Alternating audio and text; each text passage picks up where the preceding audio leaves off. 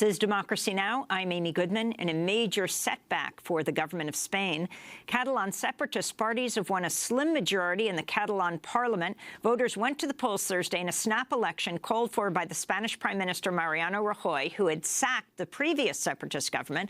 The deposed Catalan president, Carles Puigdemont, spoke Thursday from Belgium, where he's been living in exile, along with other members of the Catalan government, those who haven't been jailed. The Spanish state has been defeated. Rajoy and his allies have lost and have received a slap in the face from the Catalan people. They have lost the plebiscite, through which they wanted to legalize their coup d'etat of the 155, and Catalonia has not helped them to make that possible. Rajoy has sunk in Catalonia. The prisoners must leave the prison right away, and the legitimate government must return right away to the Generalitat Palace, which is our home, where our citizens want us to be. Thursday's vote comes after Catalonia's regional parliament voted in October for independence by a margin of 70 to 10. The Spanish Senate in Madrid swiftly responded by granting Spanish Prime Minister Mariano Rajoy unprecedented powers to impose direct rule on Catalonia under Article 155 of the Constitution, which had never been used before in modern Spain's democratic history.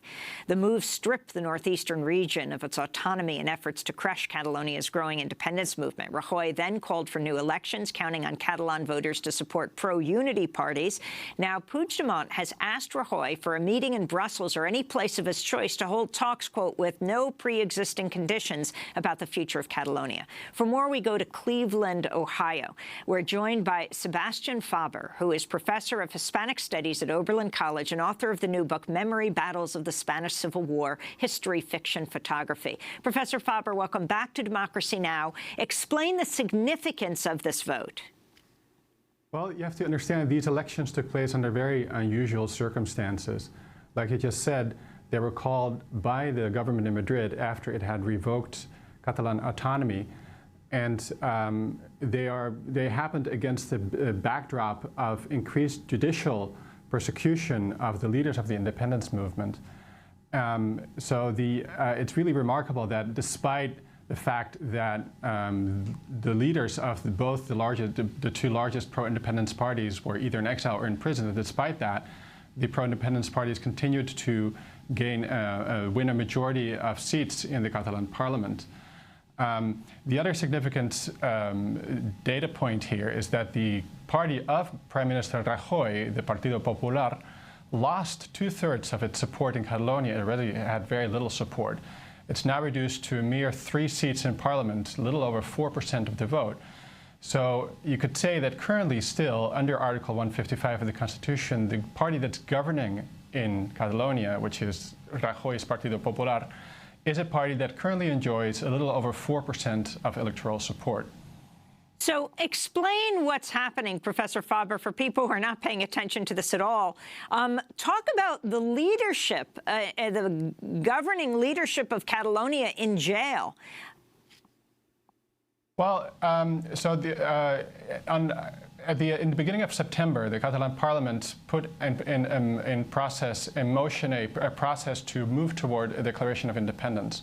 On October 1st, there was a referendum which was held despite the fact that the Spanish state did what it could to stop it. And in that referendum, a majority of people voted for independence. And then the Catalan Parliament went ahead and finally came to something of a declaration of independence at the end of October.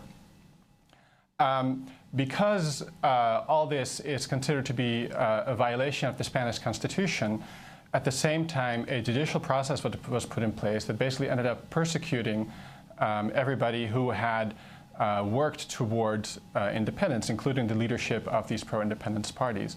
So the Junqueras, the leader of the Esquerra Republicana party, the left Republican Catalan party, has been in prison since then. While the leader of the what used to be really the largest conservative party in Catalonia decided to not run any risk and leave the country, and he's been in Brussels in exile since then. So it's really important to understand that despite what happened yesterday, where the pro-independence parties continued to hold on to a majority of seats, this judicial process is continuing.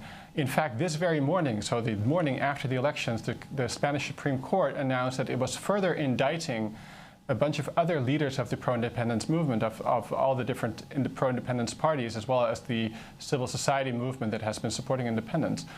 And you could describe this as a kind of McCarthyism, where what is in principle a legitimate political position, which is the idea that Catalonia is better off on its own as an independent republic, has become criminalized.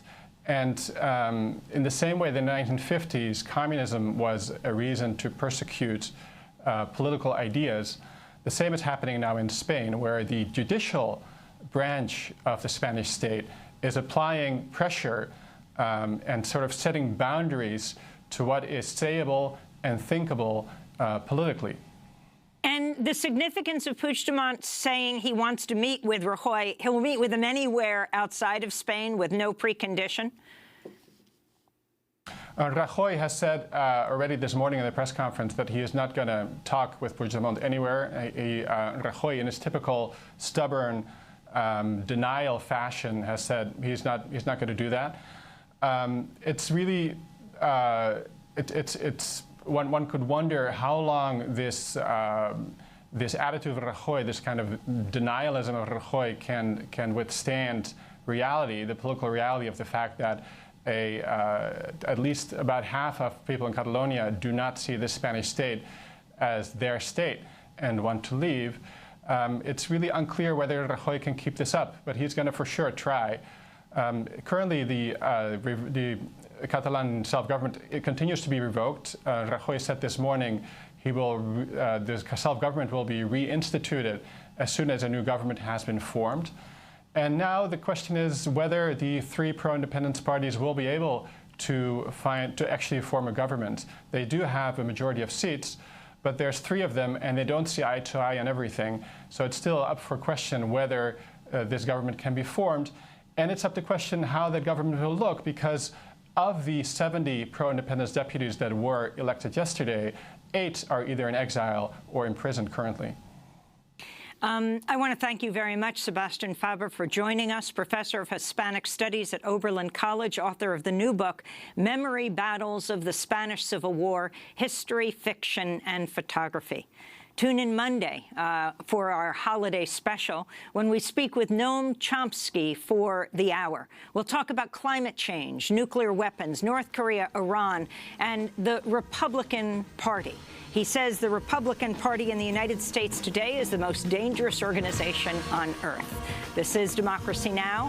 I am Amy Goodman. Thanks so much for joining us.